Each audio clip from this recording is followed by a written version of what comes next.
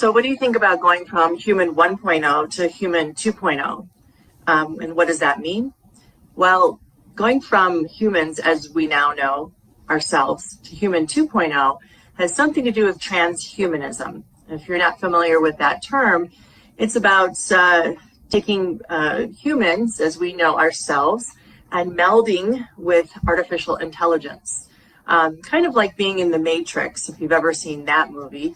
And that may seem kind of cool to you.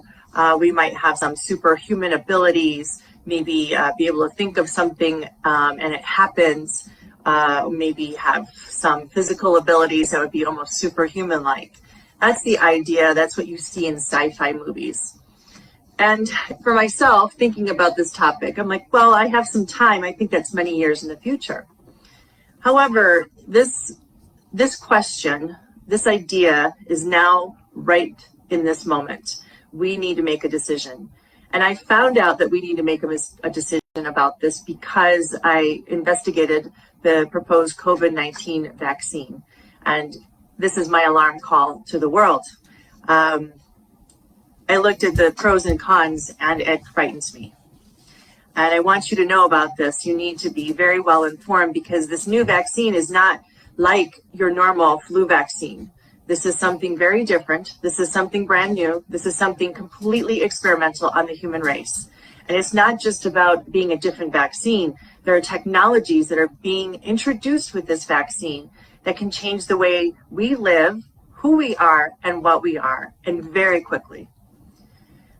I think that, some people that you might know these names, Elon Musk, who is the founder of SpaceX and Tesla Automotive, as well as Ray Kurzweil, who is one of the bigwigs of Google. These are self-proclaimed transhumanists. They believe that we should go to human 2.0, and they are very big proponents of this. There's a lot of other people that you might know their names. They're also involved with this, so you should look that up.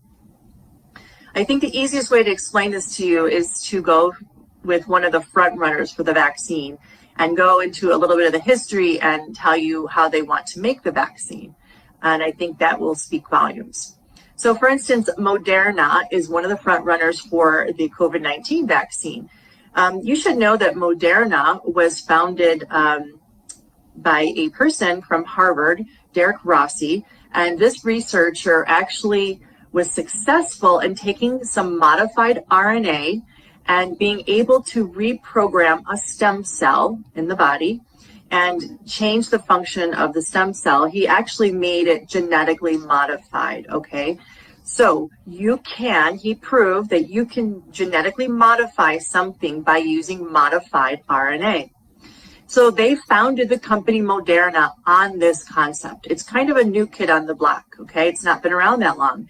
In fact, it hasn't even made any vaccine for a human before. It's made no medicine for a human before. This will be their first run. You must know that Mrna was in the news recently because it really fast-tracked. It's like the other companies, it's fast-tracking the vaccine. It's going from phase 1 to phase 2 very, very quickly. In fact, it's gone from phase 1 to phase 3 in its experiments from March of this year until currently. I mean, that is unbelievable. It usually takes 5 or 6 years. How are they able to do this with the safety and efficacy data that we need?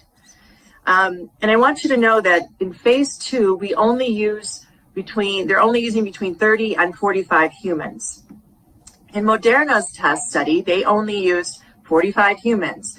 And with the high dose vaccine group, they got 100% of those people got systemic side effects, 100. That's only in the short side effect profile. In the low dose vaccine, 80% got systemic side effects. Now, we don't even know the long-term side effects from that. We would need a lot longer time, right? Maybe years. But we do know, based on previous animal studies of using this technology, that you can expect possibly increased cancer rates, increased mutant genes, mutagenesis, also increased autoimmune reactions. For instance, in some of the ferret studies, they saw that when the ferret was introduced to the virus that they were trying to protect the ferret from after the ferret got the vaccine, they actually had an exaggerated immune response. It actually hurt the ferret. They had more lung inflammation, more lung fluid, even some problems with their liver. It actually hurt them. They had a poorer response. Okay, so those are longer term reactions, and that could be seen with this vaccine, but we don't know the data yet. So it's not without risk. And how are they doing this? Well, they're actually suggesting to use a platform. Let me just explain how they would administer the vaccine. So the vaccine, there's an idea called microneedle platform, okay? This was developed by MIT. And they said it could be very easily produced, okay, and mass produced. This is why they're proposing this technology, and many millions of vaccines could be made quickly. They could also be administered by yourself. So the idea is to get a Band-Aid. It looks like a Band-Aid you buy in the drugstore. It's shipped to you through Amazon or UPS or some other shipping service. You take it out of the package, you put it on your hand like this, and then you take the sticker off, and voila, you've been vaccinated. So how is that possible? Well, in this Band-Aid, it has little tiny spicules, little tiny needles, and this was designed after a snake viper fang bite, okay, or snake viper fangs. So little snake bites. Anyway, in these tiny little spicules, they claim you won't really feel it that much. There's their little hydrogel. It's a material called hydrogel. Inside the hydrogel would be a luciferase enzyme as well as the vaccine itself. Okay, so what is all that? So first of all, you're getting the vaccine. It's modified RNA or modified DNA. Let's take Mrna, modified RNA. So in that modified RNA, the idea is that the microneedles will puncture into your cell membrane, okay? And this synthetic piece of an RNA, it's a code for the part of the virus where they could use a synthetic DNA. It's a code for the part of the virus would go into your nucleus. Your body would start transcribing it, would start reading it and making more of that part of the virus. Well, why would we want to make more of the virus or part of the virus? The idea is your body would get used to seeing it, would know how to make antibodies, and would have an improved T-cell response. And the idea is then when you saw it in the future, your body would already know how to fight it, and it would be a better response. That's the idea. The problem with that is they're using a process called transfection. And transfection is a way that we make genetically modified organisms. Okay, I think you know about those fruits and vegetables. They're not as healthy as the normal wild type fruit and vegetables. So possibly you could extrapolate that to a human. If we become genetically modified, we would not be as healthy, okay? We don't have long-term studies on this anyway. This is unbelievable. And, you know, the vaccine manufacturers have made the statement, this will not alter our DNA, our genome. I say that is not true. Because if we use this process to make a genetically modified organism, why would it not do the same thing to a human? I don't know why they're saying that. Now, if you look at the definition of transfection, it'll tell you that it can be a temporary change in the cell. And I think that's what the vaccine manufacturers are banking on. It's temporary. Or it's a possibility for it to become stable, to be taken up into the genome, and so stable that it will start replicating when the genome replicates, meaning it is now a permanent part of your genome. That's a chance that we're taking. So it could be temporary or it could be permanent. And we would never know that for years down the road, honestly. So here we go. We've got something that can alter our genome. It's a possibility. And another thing on that, if they're altering the genome, what would be the effects? I told you previously some of the side effects, but also we need to know that this is a synthetic piece of DNA or RNA. Okay, and if it becomes taken up into the genome of a human, it's synthetic, it's not from nature. And if you look at the Supreme Court justice ruling on synthetic DNA or genes, it can be patented, and patents have owners. So what does that mean for us? What if this gets into our genome? Does that mean Mrna or the Bill and Melinda Gates Foundation or the Department of Defense, all of these people who are involved in the patents, or are they somehow going to own part of our genome? It's a possibility. You need to know that. So that's one part of this delivery system, just one. Now let me go to the next. The next part of the delivery system is a luciferase enzyme. Okay, they named it, they patented it luciferase. I don't like that name. Luciferase because it has bioluminescent qualities, which means it can produce a light, or it has a light source. And all of this would be under your skin and you cannot see it. Now, the luciferase is an idea because they want to make sure that you're vaccinated. They don't trust medical records. They don't trust you saying that you got vaccinated. They want to make sure, and they want to make sure it was successful, a successful transfection, a successful gene modification.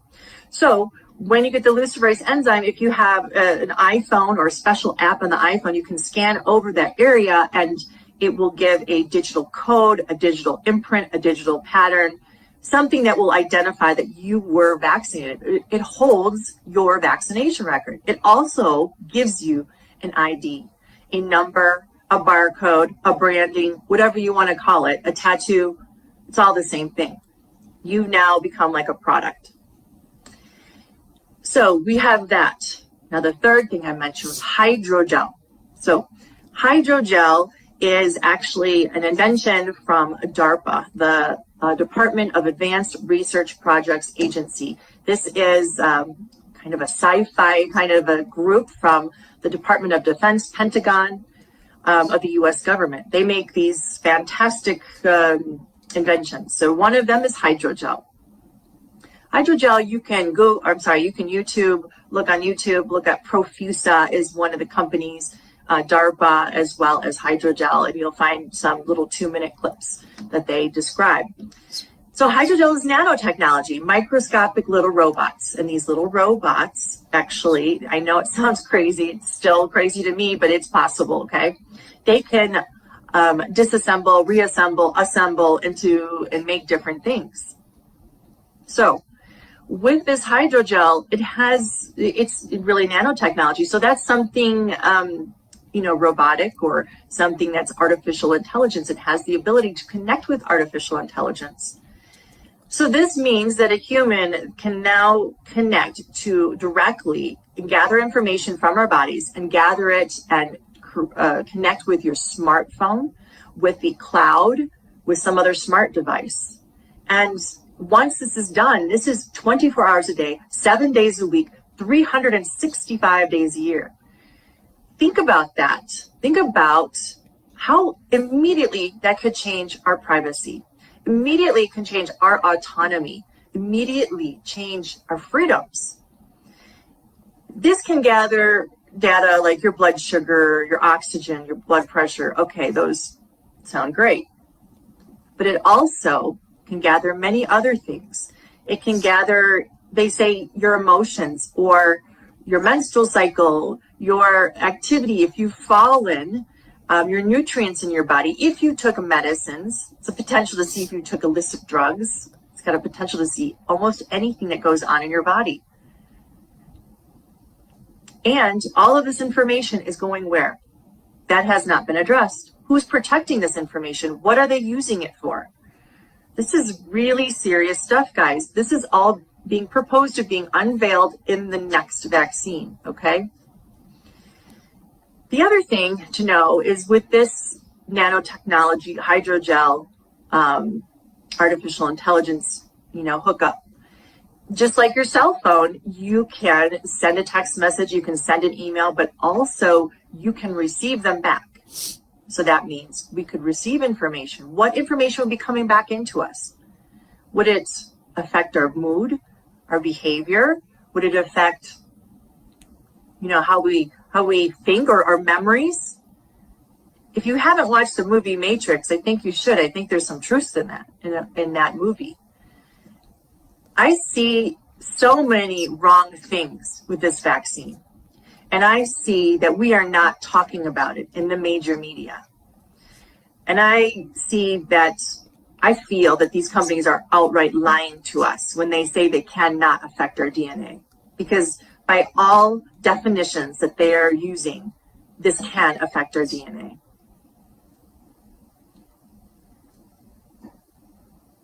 So guys, I wanted to make this video short because I wanted to get the point across. I wanted you to really do your own research. So know that there are many risks that we're seeing here, and there is some, we really need to know if we really want to go from human 1.0 to human 2.0. And let me also tell you that there's some major names behind these vaccines. You're always going to see like the Department of Defense from the US government, sometimes DARPA, like I told you. Why is the military involved with our vaccines? You see the Bill and Melinda Gates Foundation everywhere with this. If you look, you'll find that name almost always. And let's go back to the Bill and Melinda Gates Foundation. I want you to look up let's look at the track record. Let's look at what the man stands for. His family comes from a family of eugenics. What does eugenics mean? Population control, meaning there's too many people on the planet. That's important to know. He's been on video stating that he thinks with a very good new vaccine, we could get the Earth's population to be decreased by 10 to 15%. Well, who's going to stay and who's going to go? And who is he to decide? He doesn't have a medical background, no epidemiology background, no science background. He's not a doctor, software tech. That's what he has. I'd also like you to realize, I always look at who has a vested interest. What are their motivations? What is his motivation, right? We already know his family background.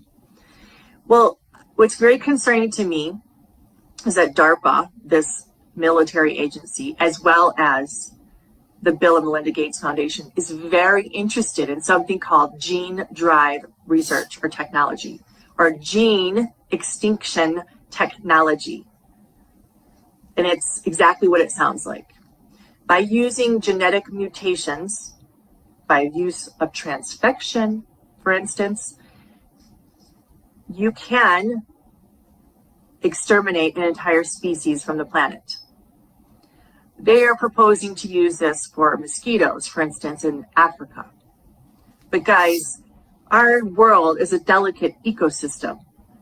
Who is saying one species goes? You destroy one species, you could affect an entire ecosystem. So when you exterminate an entire species, you will affect an entire ecosystem. It's a very delicate balance. And who's to say who's going to stay and who's going to go? Who's got that knowledge? Why aren't we talking about this? And guys, if we can do it to an insect, we can do it to an animal, we can do it to a human. I bring this up because if these agencies that are behind the vaccine also stand for that, do you trust them with your health? Do you trust them with your family? Do you trust them with our children? The other thing is we're rushing this to production. What is the motivation behind that? We need to really think about this. I've also stated in the past that we need to know that there are, at least in the United States, there are mandates passed that make the vaccine manufacturers have no liability, zero liability for any harm done to any human. If people are killed, if they're hurt, if they're paralyzed, if they're maimed for life, it doesn't matter. You have no recourse, and they still make all their profit. So there's no incentive for them to make it safe anyway. Also want you to know that one of the mandates, the Emergency Preparedness Act, that says they can force a vaccine on us. They cannot force a vaccine if there is a viable treatment for the COVID-19. And I want you to know that doctors around the world are being censored about treatment options for COVID-19 or prevention for COVID-19. Because if there's a true treatment or prevention, then they can't force this vaccine on us. I want to bring that up because what in the world is the motivation of doing this? Is it really in the health of all of us? As a doctor, I can't see how this is in the true health of the entire world. I think there's another motive, another agenda going on. The more I look at this, the more that comes up. So I'll leave you with this. I want to make this short and sweet so that you can digest this and think about it. Do you really want to go to human 2.0? I don't think it's the fantasy you see in the movies.